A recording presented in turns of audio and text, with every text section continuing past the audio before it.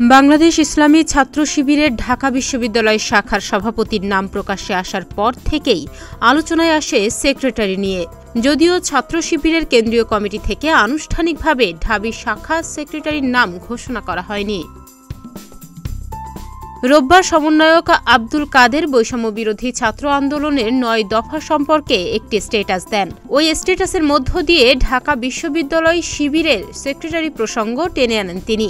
এরপরই শুরু হয় তুমুল আলোচনা। আব্দুল কাদের ওই স্ট্যাটাসে ফরহাদ নামে একজনকে ঢাকা বিশ্ববিদ্যালয়ের শিবিরের সেক্রেটারি হিসেবে পরিচয় করিয়ে দিলেও বিস্তারিত কিছু জানাননি তিনি। তবে ঢাকা বিশ্ববিদ্যালয় সূত্র বলছে, শিবিরের সেক্রেটারি হিসেবে পরিচয় করিয়ে দেয়া ফরহাদ বিশ্ববিদ্যালয়ের সমাজ কল্যাণ ও গবেষণা ইনস্টিটিউটের 2017-18 সেশনের এবং কবি জসিমউদ্দিন হলের আবাসিক শিক্ষার্থী। তিনি 2022-23 সেশনে জসিমউদ্দিন হল ডিবেটিং ক্লাবের সভাপতিও ছিলেন। এছাড়া এস.এম. ফরহাদ ঢাকা বিশ্ববিদ্যালয়ে অধ্যয়নরত পার্বত্য চট্টগ্রামের শিক্ষার্থীদের সংগঠন পার্বত্য চট্টগ্রাম ছাত্র সংসদের সভাপতি হিসেবে দায়িত্ব পালন করেছেন। এর আগে শনিবার সামাজিক যোগাযোগ মাধ্যম ফেসবুকে এক পোস্টে সাদিক কায়েম বাংলাদেশ ইসলামী ছাত্র শিবির ও ঢাকা বিশ্ববিদ্যালয় শাখার বর্তমান সভাপতি হিসেবে দাবি করেন। তিনি ঢাকা বিশ্ববিদ্যালয়ের রাষ্ট্রবিজ্ঞান বিভাগের শিক্ষার্থী। তবে বৈষম্য বিরোধী ছাত্র আন্দোলনের অন্যতম সমন্বয়ক আব্দুল কাদেরের ফেসবুক পোস্টে এ বিষয়ে জানানো হয়। সংগঠনটির ঢাবি শাখা সেক্রেটারির নাম এস.এম. ফরহাদ। ঢাবি ছাত্র শিবিরের সভাপতি সাদিক কায়েমও বিষয়টি নিশ্চিত করেছেন।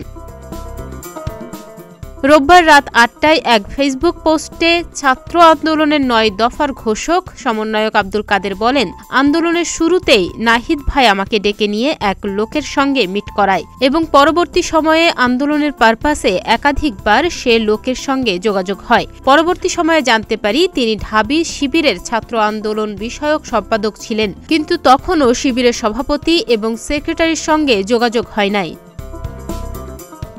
তিনি আরও বলেন, শুক্রবার যাত্রাবাড়ি এলাকায় যখন আন্দোলন করছিলাম তখন শিবিরের ঢাবি সেক্রেটারি ফরহাদ ভাই আমাকে ফোন দিয়ে বলল, আন্দোলনরত কয়েকজন সমন্বয়ক সরকারের মন্ত্রীদের সঙ্গে আলোচনায় বসতে যাচ্ছে। এত শহীদের রক্তের সঙ্গে বেইমানি করতেছে যারা, আন্দোলন শেষ হয়ে যাবে, কিন্তু দাবি দেওয়া নিয়ে আন্দোলন চালিয়ে যেতে হবে। মানুষের সঙ্গে বেইমানি করা যাবে না। আমি সম্মতি জানাই। আমাদের আগেই অবস্থান ছিল আন্দোলন চালিয়ে যাওয়ার। 2008 সালে সর্বপ্রথম প্রকাশ্যে কার্যক্রম ছিল বাংলাদেশ জামাতে ইসলামী ছাত্র সংগঠন ছাত্র শিবিরের। ডেস্ক রিপোর্ট, প্রতিদিনের বাংলাদেশ।